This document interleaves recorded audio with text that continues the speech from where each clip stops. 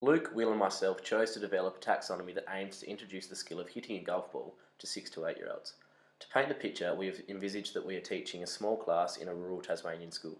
The class is comprised of 12 able-bodied students who have never played golf before.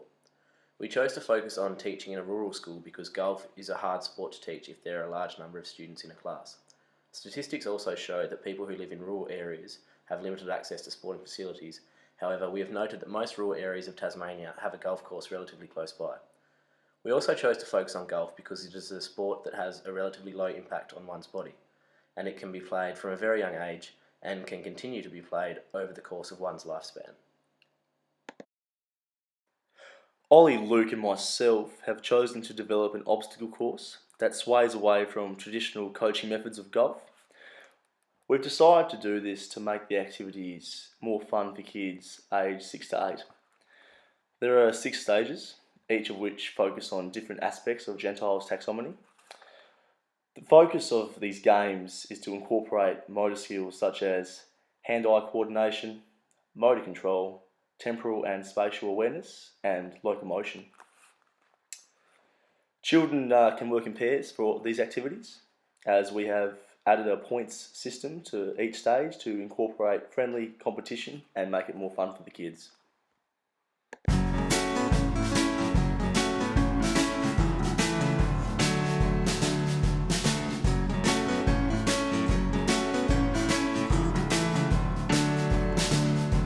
Swinging in the backyard, pull up in your fast car, whistling my name. Open up a beer, you say get over here, play your video game. I'm in his favorite sundress, watching you get undressed, take that body downtown. I say you the bestest, leaning for a big kiss, put his favorite perfume on, go play your video game. It's all for you, everything I do, I tell you all the time, heaven is... Today we're going to get Ollie to demonstrate the correct technique on how to actually putt a golf ball. Okay, so first things first, you want to have your feet about a shoulder width apart. That's it, feet facing forwards nice and straight, and then you want to have your knees very slightly bent. The next thing is you want to have your head down over the ball, so looking at the ball, and then you want to hold the club so that your arms form a Y shape. So if you can imagine that the head of the club is the stem, and then his arms make the Y shape. And then the next thing is you want to draw your club backwards, just not too far, that's it, and then swing through the ball. And I'll just get you to keep swinging through, and it should be almost like a pendulum swing. So you should swing your arms back as far as you swing your arms forward as well. So it should be a nice rhythmic swing. That's perfect. Hang on, mate. Yeah, good. Oh, this is stage 1 of our obstacle course. What I want you to do, it's pretty easy. All I want you to do is put the ball on your foot marker, line yourself up so you're nice and straight and feel comfortable, and I want you to swing your leg back and try and kick the ball through these tunnels. If you get it through the first one, it's worth a point. The second one's worth 3, and the last one's worth 5. What else we're going to do is we're going to do a tick-tock sound. And when the clock goes tick, I want you to put your foot back, and when it goes top, I want you to hit it with the clock. Alright? Yep. Sound easy? Yeah. Do it right, mate. In stage 1, participants kick the large ball through the tunnel using a pendulum swing action. The purpose of this exercise is to simulate the pendulum-like swing using a golf club. Schmidt's generalised motor program proposes we draw on a class of actions, therefore using the leg to mimic the pendulum swing, students will be able to transfer learning to the upper limbs and torso.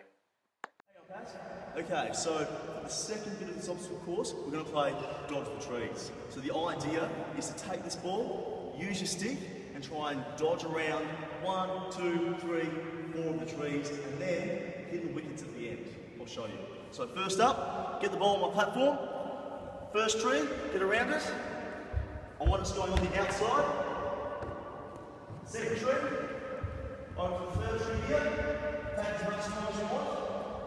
Over here again, then we're going to run around all the way to here, on the baseline, line it up, that's the catch.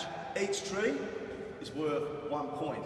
So if you get around the first one, 1 point, second tree, 2 points, so on, so on. Now if you knock down a tree, you lose a point. So make sure you don't knock down a tree, mate.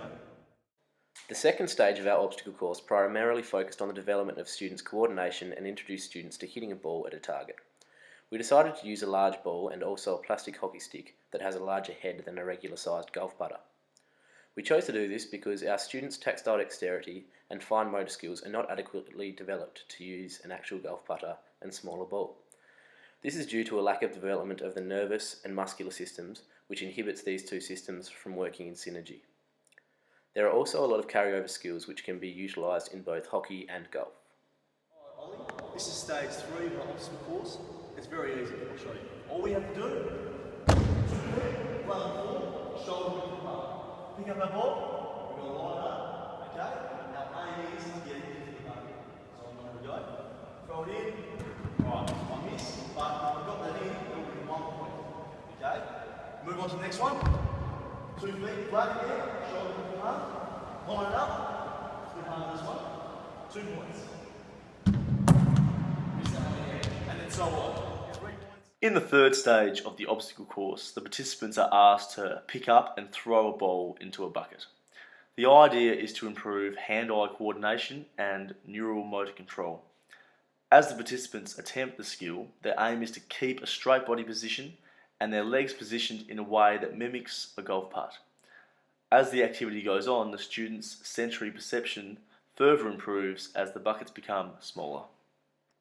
Okay, so this is the 4th stage of our obstacle course. Basically what we're going to do is you're going to have shoulder width apart your feet, and you're going to try and jump over each of the hurdles. Once you get to the end, you're going to run down, grab this stick, and see the bowling pins. All you're going to do is you're going to try and hit the ball into the pins. Each pin you get is worth 1 point. So, line it up, shoulder width apart again. Nice straight body. Eyes down, swing through. And obviously you're going to try and hit the pins. And each one you get, worth a point. Golf pin bowling. Stage 4 consists of students attempting multiple hurdles while assuming the golf ready stance after each time. Once they've achieved this, the participants are then required to set the golf stance, eye the target pins and initiate strike. Vision plays a major role in achieving accuracy. Visual feedback is essential to movement characteristics and provide the CNS information to modify movements as needed. Stage 5, we're almost there. Alright, this game's called Save the Frogs from that Angry Octopus. Right up there at the end.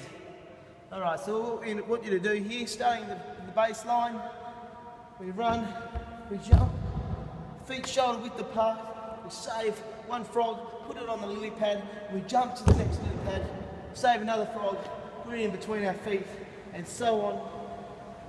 Once we've collected all the frogs from the lily pad, we come to the stones. We want you to hop one-legged across the stones, crawl under the bridge, and grab the angry octopus and throw it back in the ocean. The 5th stage of our obstacle course focused primarily on students getting used to placing the balls in the correct position for putting, whilst also having fun. Stage 6, this game's called Asteroids. And what we're doing here is trying to save the Earth from the asteroids hitting us. And we do this by grabbing one of our clubs. We've got a big putter here or a real size putter. We put our feet on the markers shoulder width apart.